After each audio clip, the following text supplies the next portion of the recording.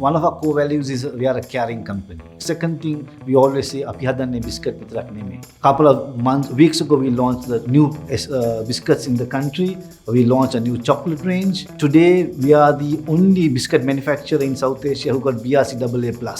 Senehasin Jayamaga is a super project. We have trained about 10,000 plus SMEs in this country. About 33% are women. We also started with the Sri Lankan police to how to educate child protection. This project has been enormously fruitful, successful.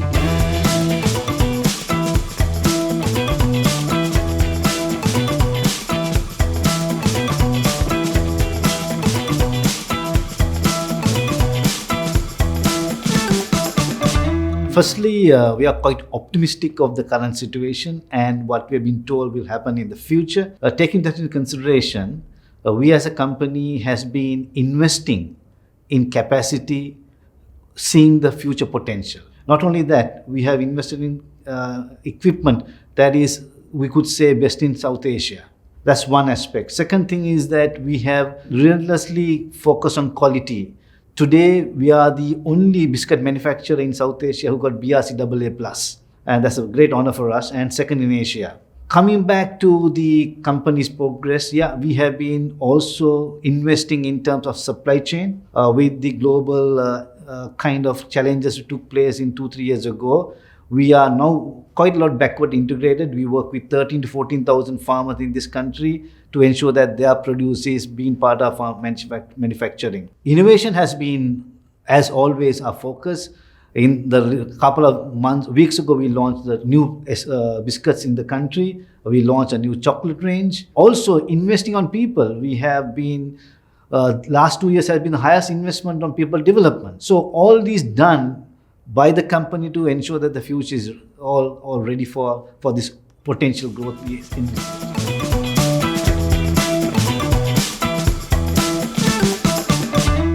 Senehasin Jayamaga is a super project. If you look at Sri Lanka, SME is almost 70% of the economy and the backbone of the country. I was told it contributes about 54% of the employment, and about another 20% of the export-oriented companies are in that sector. So we also work with multiple SMEs. What we found out is that they have the entrepreneur skills, they have the knowledge to do things, but they lack certain management skills. We, with the IFC in 2017, did a pilot project, firstly to understand where they are. What are the kind of gaps, knowledge gaps they have? We found that they are lacking the kind of basic principles of business management. So we looked at, that's a great opportunity for us to intervene and help them to become better. There are numerous stories of success stories, but the other aspect is that a lot of women do want to come into the industry. Some social limitations don't want them to come, let them come in, but we broke all that. The other one is that the next generation of their children, they do not want to run the company like the father did. If you take a SME who runs a SMMT grocery, they are seeing the father staying in the outlet from morning 8 till 9 in the night. And no exercise, overweight. These guys go abroad and they want to come back. They don't want to do what the father did. So, for example, I can give a nice story. There was a young guy who was living in England, and the father had a very successful distribution business. One day he came and told me, my son wants to go back to London. So I said, okay, can I talk to him? So he said, he wants to go back. I don't want to do this the way the father doing. I said, what are you going to do in London? No, I'm going to get in a flat and find a job. And, I said, come on, you live in a palatial house. You got a business that is just want to give to you. Father want to give to you. So I said, I'll help you.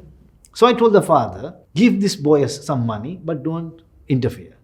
I and him will ensure that he runs the area on his own. He brought technology, IT, and after 2-3 years, he running the whole business of the father. So we also help the next generation to get ready. And more than that, help the father and the mother prepare themselves to hand over the business to the next generation. So therefore, this project has been enormously fruitful, successful, and give us a lot of joy, and also helps our business to grow along with the SMEs. So we have thus far trained about 10,000 plus SMEs in this country. About 33% are women. We also have seen where females play a bit of a low profile role in the business. With this intervention, when we train them how they can be part of it, we have seen the business flourishing when they get involved in the business. When you talk about impacting lives of people, I have a lovely story. And this particular story was highlighted in the UN headquarters as a case study and currently written as a case in, I think, RMIT in Australia. The story is this. We were in Ampare doing this program. On the third day, I saw a mother who was expecting her third child crying. So I went to ask her, why are you crying? She said, no, if my husband came for this program 2 months prior, he wouldn't have committed suicide. The story was they were so in debt, he couldn't face the society, committed suicide. Today, the mother of 3, managing the family and running this enterprise purely because of this encouragement and the knowledge we parted with IFC on this Senehasin Jayamaga. So it is a lovely story. So this inspires us more and more. So the retail sector in this country is about 220,000 outlets, we presume. With the challenges in the market and new entrants to the market, they also have to manage their business in what the new modern trade want. So what they are doing is they want to also modernize, they want to bring technology, they want to bring IT, they want to bring merchandising, they want to bring category management into it, and they want to run promotions, but they lack the knowledge. So this intervention, we have a 4-day course segment into these areas, cash flow management. This has been immensely benefiting for them. Therefore, we have seen a growth in the business. Some of them have grown 200% in their turnover, profitability in the same momentum, purely because the knowledge they've been able to gather and they've been able to put back to the business, and they have seen benefits of this. One of our core values is we are a caring company, first aspect. Second thing, we always say, "Api hadanne biscuit vitarak neme." In the whole context of that, we have seen really fits into our business plans. And today, we worked with IFC for about 3 years, and that project is over with them. We continue. It's in part and parcel of business plans, and we hope to continue for next 3-4 years.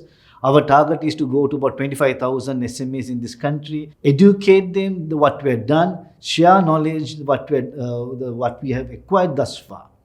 And we have been able to propagate this concept to certain other companies who have taken lead on that and who have said, okay, we also like to be part of this. We would like to be, help the SMEs in this country. CBL as a group, we are in farmer development. We work with 15 to 20,000 farmers. We also work with children in this country. We go to schools and help people to bring their leadership skills.